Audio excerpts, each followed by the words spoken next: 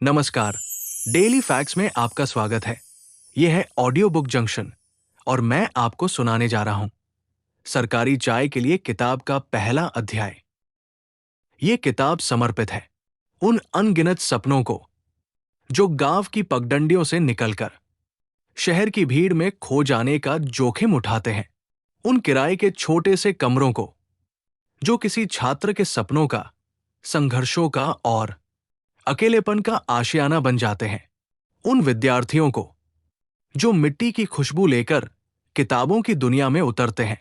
उनमें से कुछ सफल होते हैं और मंजिल तक पहुंचते हैं, और कुछ जो हार कर भी एक अदृश्य मिसाल बन जाते हैं।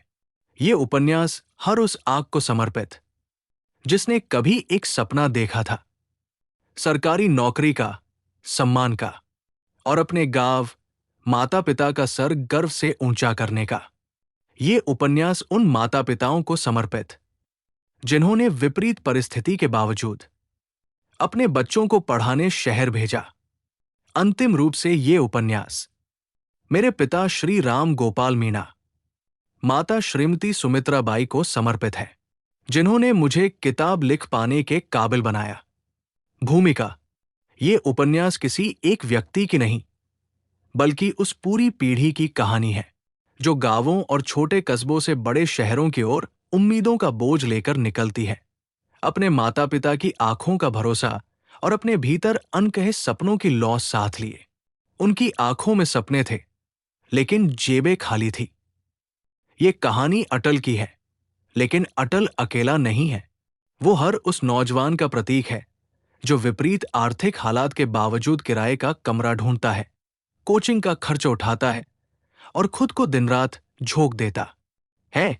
ये कहानी अमीश की है जो प्रशासनिक सेवा की तैयारी करता है।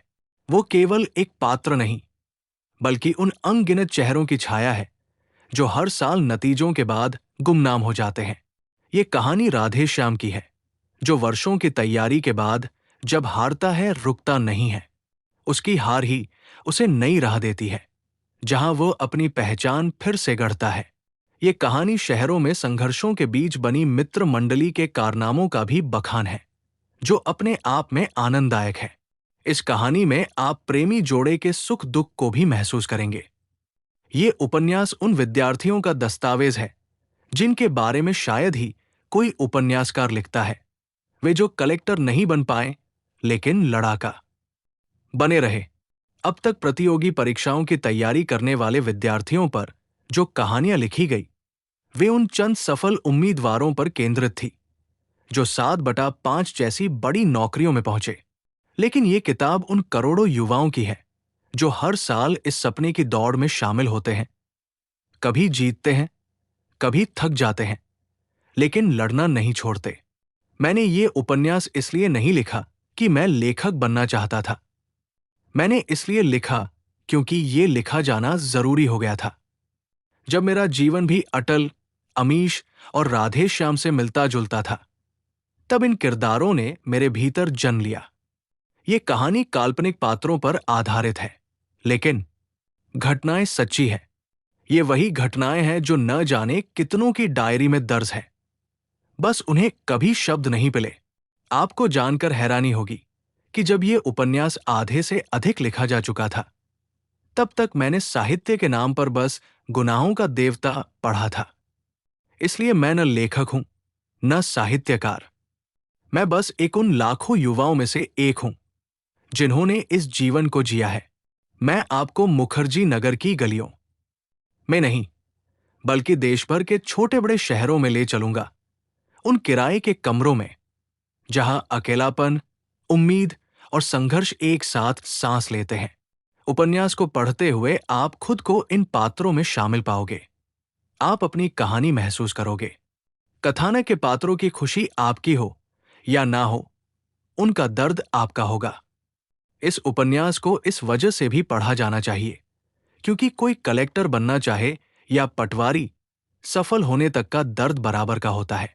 मुझे पूरी उम्मीद है इस उपन्यास को आप अपने दिल से लगाएंगे, इसे वही जगह देंगे जहां आप अपनी सबसे सच्ची यादें संजोते हैं, और मुझे अपना स्नेह और आशीर्वाद देंगे।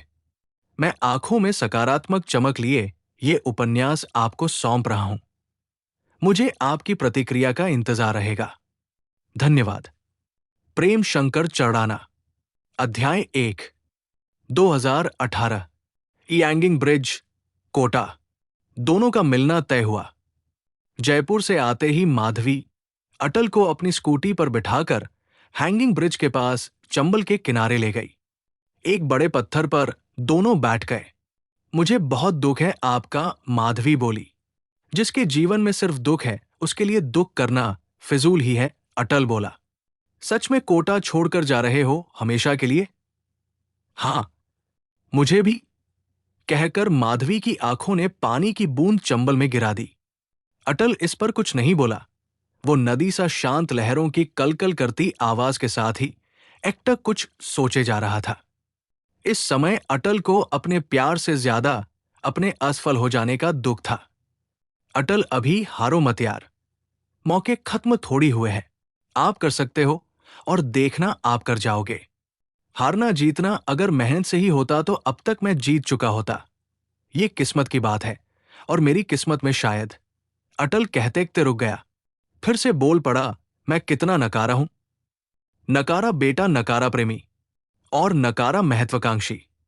खैर छोड़ो, जो हो गया सो हो गया, अब कुछ नहीं हो सकता।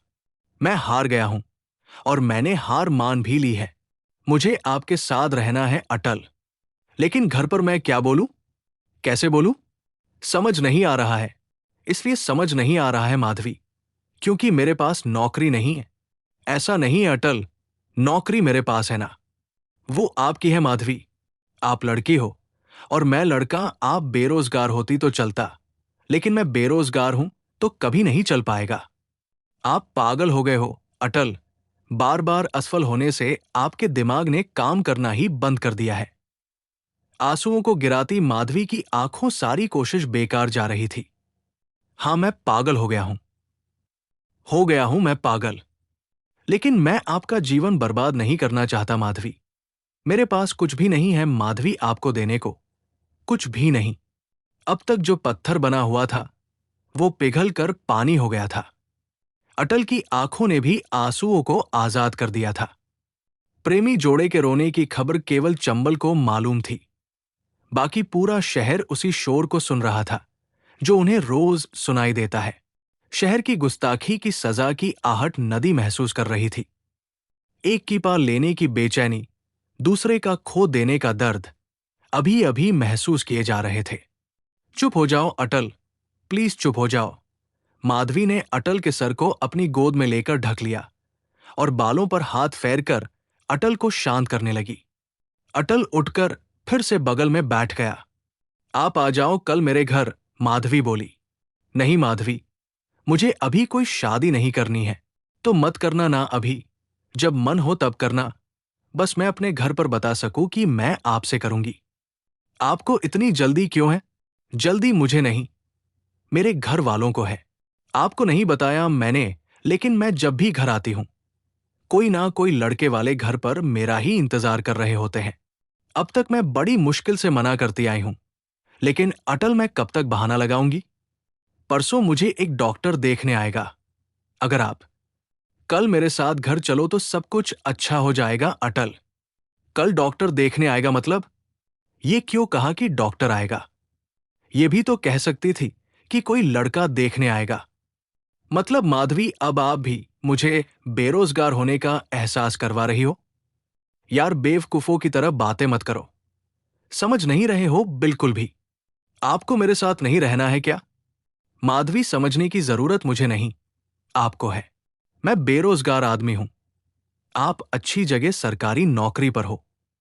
मैं तो कल गया, आज ही चला जाओ आपके घर, लेकिन कौन मुझे अपनी बेटी देगा? वो भी पुलिस का बड़ा अधिकारी। देखो, आपको सिर्फ मेरे साथ मेरे घर चलना है। कहना कुछ नहीं है, मैं सब कुछ अपने आप कर लूंगी। माधवी, मैं नहीं जाऊंगा, नहीं जाऊंगा। मेरी और आपकी कोई बराबरी नहीं है। मैं आपके काबिल नहीं हूं। ये बहाना है अटल आपका। ये सब आप आज सोच रहे हो। उस दिन क्यों नहीं सोचा जिस दिन मुझसे प्यार किया था? माधवी, आप समझो, मैं आपसे कभी दूर नहीं जाना चाहता हूं, लेकिन माधवी, मैं जहां से आता हूं ना, वहां आपके जैसा कुछ नहीं है। मेरा घर देखोगी तो घुस नहीं पाओगी। वहां सब हारे थके लोग हैं, और मुझ जैसा असफल पति आपको उम्र भर निराशा के सिवा कुछ नहीं देगा। मैं अपनी नौकरी से रिजाइन कर देती हूं, फिर तो दोनों बराबर हो जाएंगे ना अटल। माधवी ने बिना आंसू गिराए अटल की तरफ अपने सिर को टेढ़ा कर देखते हुए प्रेम में डूबकर कहा। तो दोस्तों, ये था सरकारी चाय के लिए बुक का पहला अध्याय। अगर आपको ये अच्छा लगा तो प्लीज लाइक करें, शेयर करें और सब्सक्राइब करें हमारे YouTube चैनल डेली फैक्ट्स को। मिलते हैं अगले वीडियो में। Thank you.